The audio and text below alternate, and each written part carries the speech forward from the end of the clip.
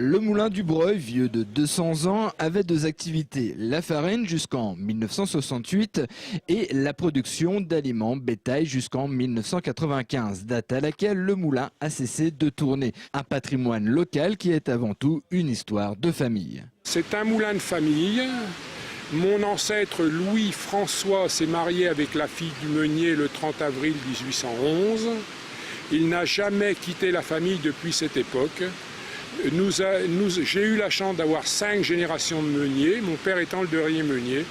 Et mon père a décidé que je serais l'heureux héritier du moulin du Breuil sur la 6e génération. Donc derrière moi, il reste encore 2 générations.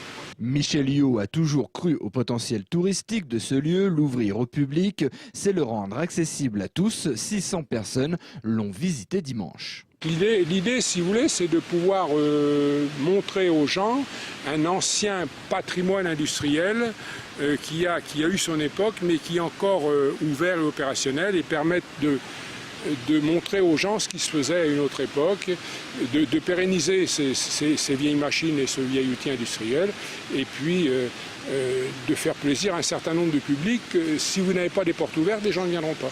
Ils ne connaîtront pas ce patrimoine industriel. Pour animer un peu plus cette visite, un artiste a exposé ses toiles. Manuel Costa est heureux de sortir des galeries traditionnelles. Il y a un côté un peu magique quand même, une feutrine. Et donc il y a un côté, il y a un beau cadre magnifique, les gens viennent de partout. Et donc ça attire beaucoup de gens et donc ma peinture est quand même assez chaleureuse et vivante. Et donc elle convient bien à notre village parce que j'habite à Chécy-les-Prés. Donc ça fait une petite exposition chez nous, dans notre village. Depuis 2006, ce moulin ouvre ses portes au public. La famille Yot est toujours heureuse de le faire découvrir. Après Michel, sans en douter, son fils et ses 3 petits-enfants continueront de faire vivre cette machinerie authentique de la meunerie auboise.